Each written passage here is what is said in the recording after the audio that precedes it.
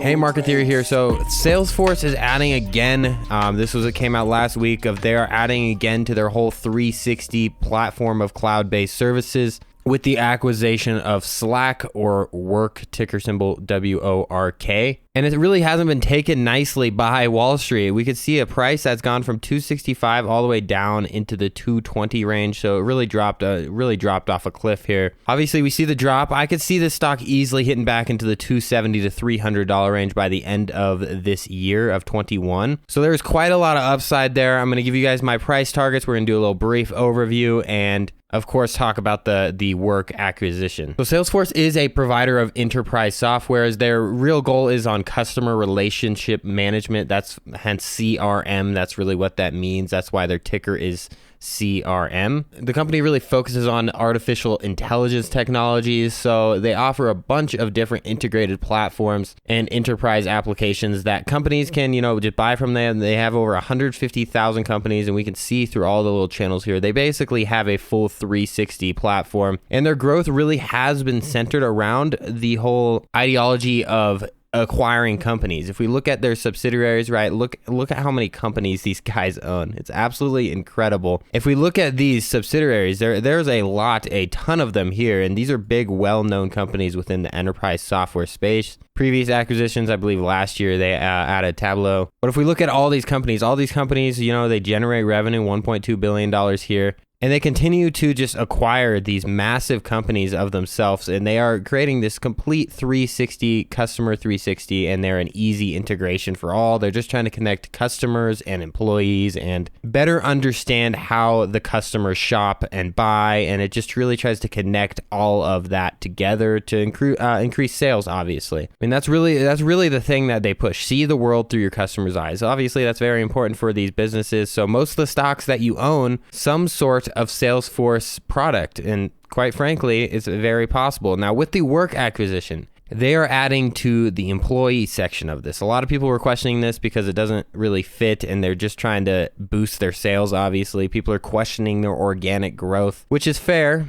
However, as the market moves online, as all these businesses go online, they need to have all this technology that Salesforce offers. So it's only growth going forward. As for the Slack acquisition, they are paying $27 billion for this. So that's about like a $10 billion premium that they're paying for Slack, the business, and the CEO will be staying on. So the Slack CEO will be staying on. And I could potentially see him taking over the CEO role of Salesforce once the CEO retires. Now, as for this transaction, so Slack shareholders, current shareholders, will receive $26 in cash, and they will receive a small fractional share of Salesforce common stock. So Slack will become an operating unit of Salesforce, so it's going to add to the ecosystem, and the CEO will be staying on, as we stated before. As for the financing, they have plenty of money. They have great margins as business. We're going to go over the money in a second here, but it's really no concern. They do have a $10 billion bridge facility, so basically a short-term loan here that they're just going to be using to,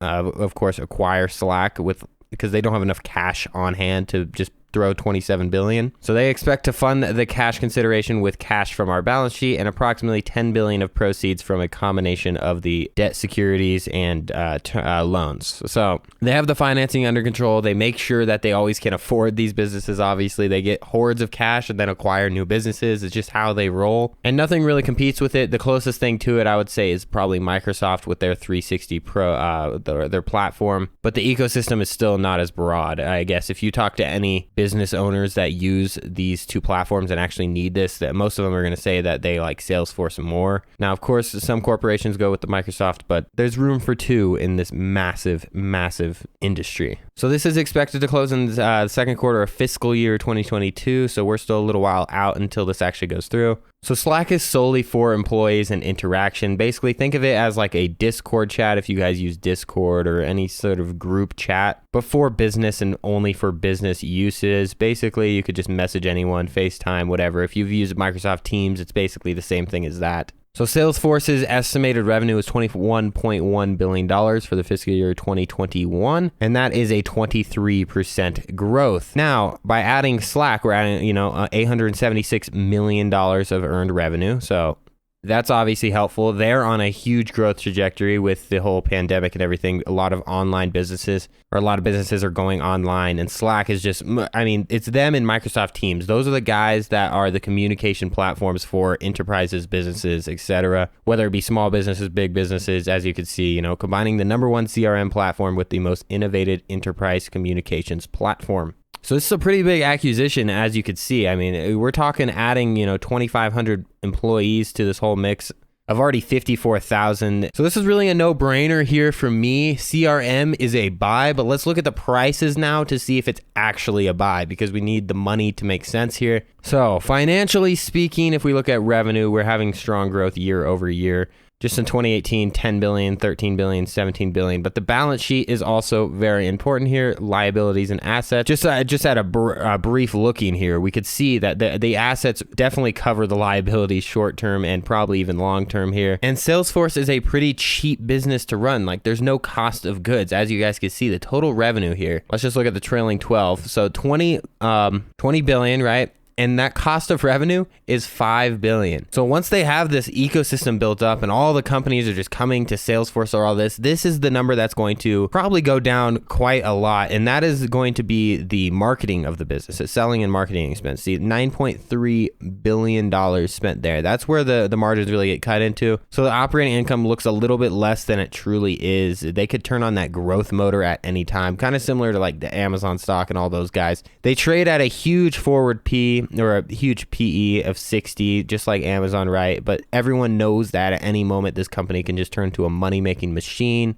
pay dividends, and eventually this business will, and I'm sure of it, at a $200 billion market cap. But as for a price target, let's look at earnings per share. That is one of the most important things for me here. So if we look at the current year here, 2.99 year ago EPS, and now we have that 461. Now next year is all over the place. Their average estimate is $3.5 per earnings per share. But that has a lot to do with acquisitions, just less money going into the shareholders' hands, which is fine. This is purely a growth stock. It's nothing more, nothing less. And the real thing we got to look at is sales growth year over year. Current growth rate is 23.5% over the year. So from 2020 to 2021, 23%, and they're estimating 20% in next year. It's really just a thing of beauty. I mean, analysts agree with me here, and we could look at the analyst ratings. My price target for this business is in the 300s, just to say the least here. But if we look at analysts, the average analyst, right, is well above the current stock price. We could look here at the latest upgrades. So Morgan Stanley, Barclays,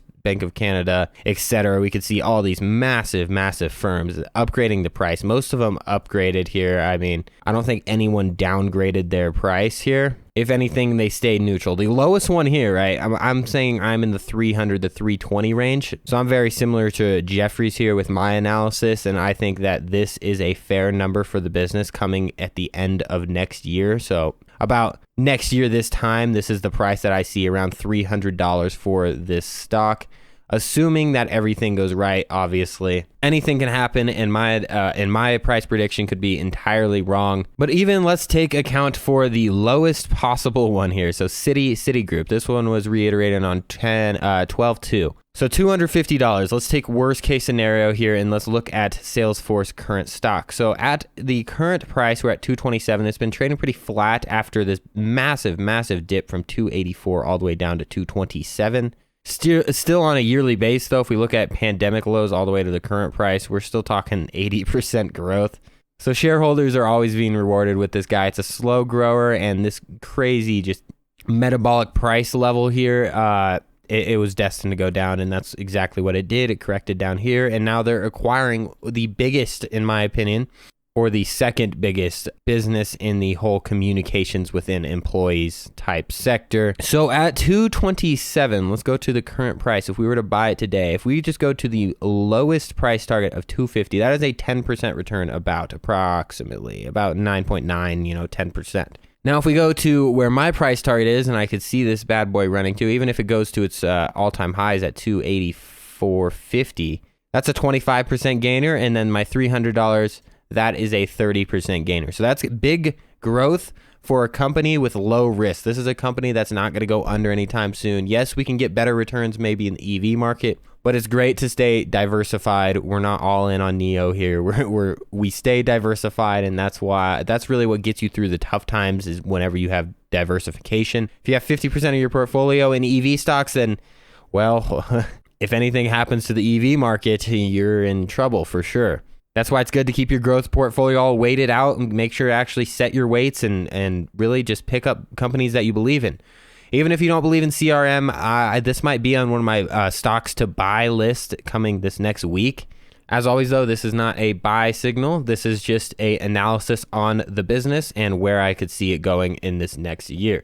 As always, guys, this video is brought to you by Webull and M1 Finance. $10 for free with M1 and then 4 free stocks with Webull. You got to get on that before that expires. 4 free stocks, $21 of value minimum. Plus the $10 on M1, you're talking a 30% return on your money. So instead of holding a great business for a full year, you could just do it in 10 minutes. That's going to do it for us today. Remember to subscribe to the channel, and let's go out there and get some nice returns, all right?